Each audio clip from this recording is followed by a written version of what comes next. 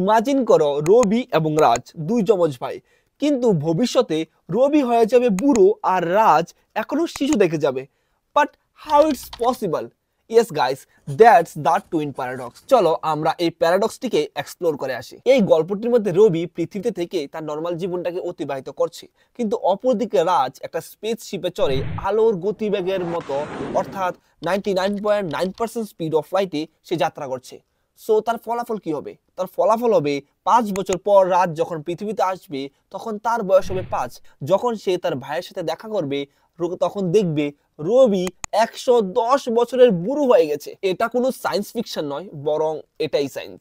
আইনস্টাইনের relativity theory আমাদেরকে এটা বলে যে টাইম সব জায়গায় একইভাবে ফ্লো করে না। তুমি যত স্পিডে মুভ করবে তোমার জন্য টাইম ঠিক ততটাই স্লো হতে থাকবে। রাত যখন স্পেসের মধ্যে লাইটের স্পিডে ট্রাভেল করছিল, তাই তার ক্লকও অনেকটা স্লো চলছিল রবির তুলনায়। এটা সবই সম্ভব টাইম ডাইলেশনের জন্য। আইনস্টাইনের এই থিওরি আসলে কতটা মাইন্ড ব্লোয়িং, তাই না? এমন কুল সায়েন্স টপিক জানতে চাইলে আমাদেরকে ফলো এবং সাবস্ক্রাইব করে রাখো। তাহলে দেখা হচ্ছে পরবর্তী ভিডিওতে।